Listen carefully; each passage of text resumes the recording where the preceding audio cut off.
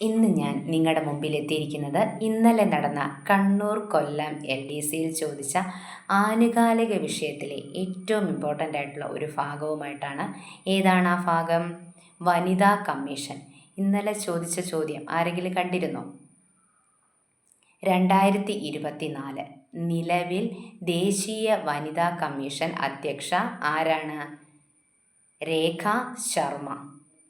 ദേശീയ വനിതാ കമ്മീഷൻ നിയമം 1990.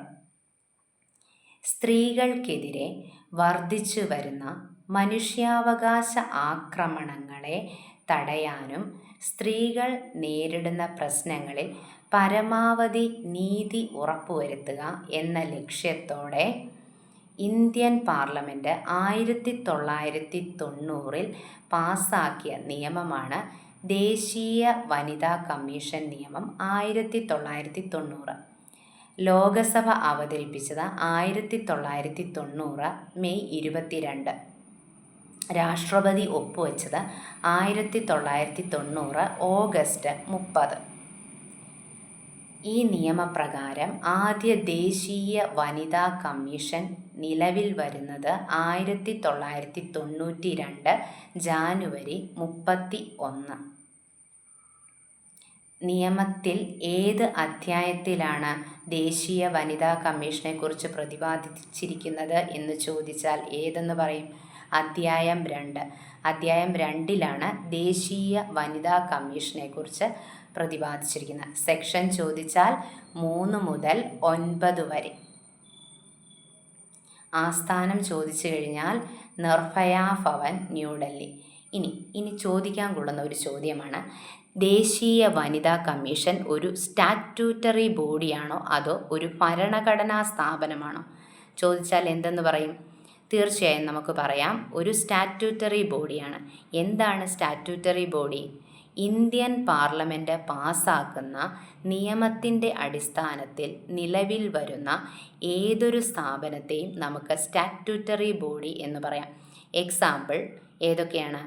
ദേശീയ വനിതാ കമ്മീഷൻ, മനുഷ്യാവകാശ കമ്മീഷൻ, വിവരാവകാശ കമ്മീഷൻ.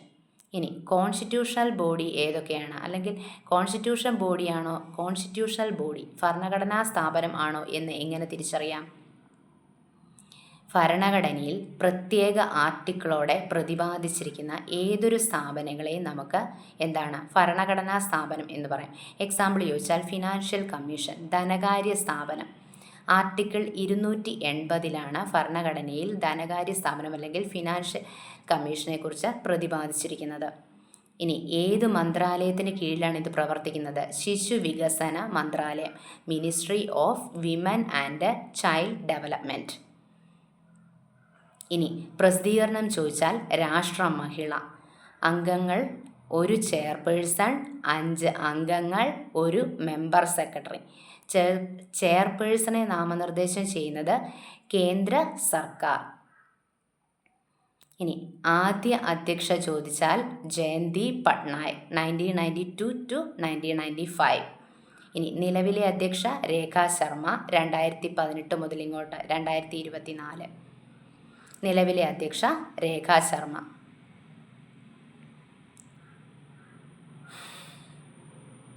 ഇനി കാലാവധി ചോദിച്ചു കഴിഞ്ഞാൽ 3 വർഷം അല്ലെങ്കിൽ 65 വയസ്സ്.